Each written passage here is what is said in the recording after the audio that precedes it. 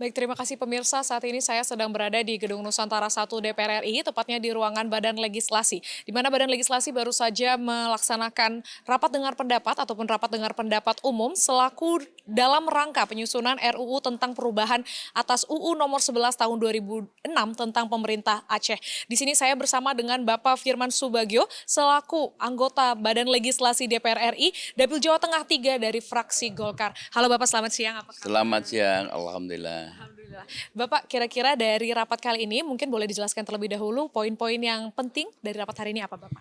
Baik, terima kasih. Hari ini dari Panja RUU PA mengundang dari pemerintah.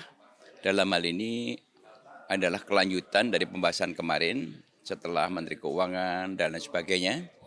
Hari ini kita mengundang dari Kementerian SDM, SKK Migas, Dirjen Migas, kemudian Kementerian Kelautan, Perikanan, dan Kehutanan.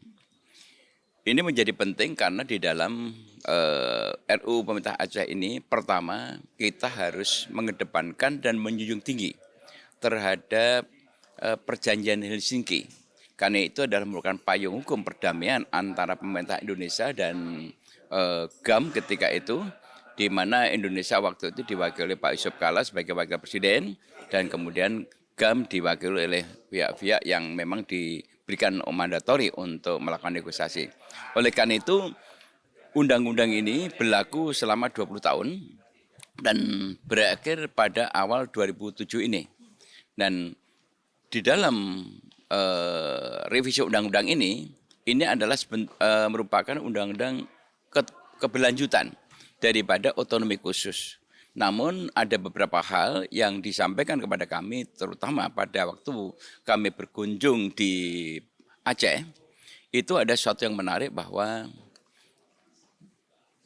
Pak Gubernur menyampaikan kepada kami satu hal yang betul-betul itu agak sedikit mengingatkan kepada kita semua bahwa bagaimana perdamaian yang sudah ditandatangani ini dan terpilihnya Mu'alim menjadi gubernur, ini hanya cita-citanya adalah ingin bagaimana Aceh itu bisa dientaskan dari kemiskinan yang sekarang ini masih pada posisi 6 besar.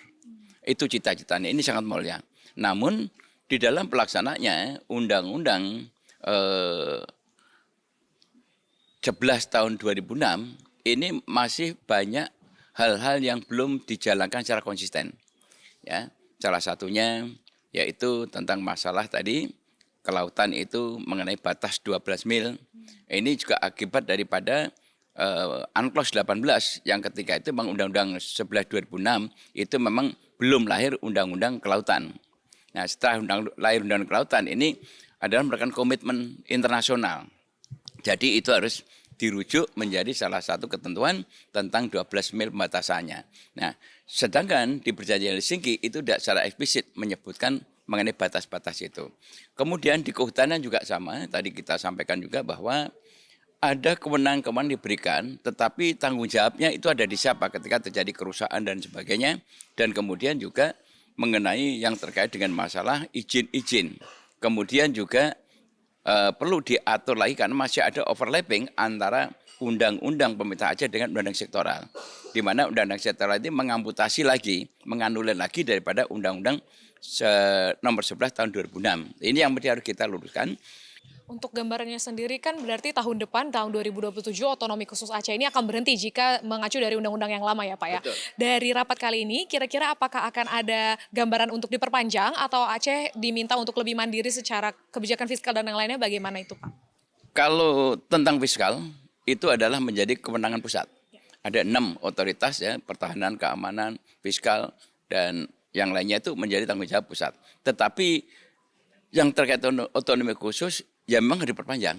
Ya diperpanjang. Namun kita masih pada posisi dana otonomi khusus. Nah, dana otonomi khusus ini sudah ada kesepakatan di antara pemerintah juga dengan kami, karena awalnya memang saya mengusulkan tentang dibentuknya badan pengelola dana otonomi khusus agar termonitor.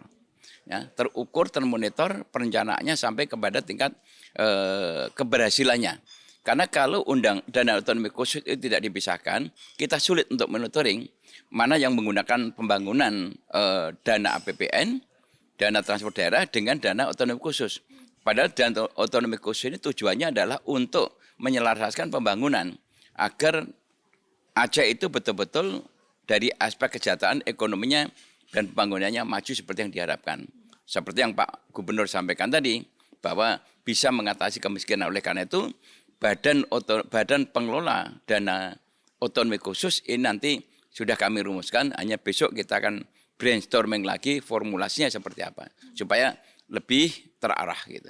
Ya. Berarti dapat kita simpulkan bahwa dari Badan Legislasi sendiri saat ini membahas RUU ini untuk mensinkronkan betul ya, Ya, Pak ya, betul. antara Perjanjian Helsinki juga Undang-Undang 11 tahun 2006 dan juga berbagai undang-undang sektoral lainnya. Betul. Dan besok juga dari DPR RI melalui panitia kerja akan langsung mengunjungi Aceh untuk membahas serta mensosialisasikan terkait permasalahan ini. Demikian laporan dari kami, kembali ke studio, terima kasih.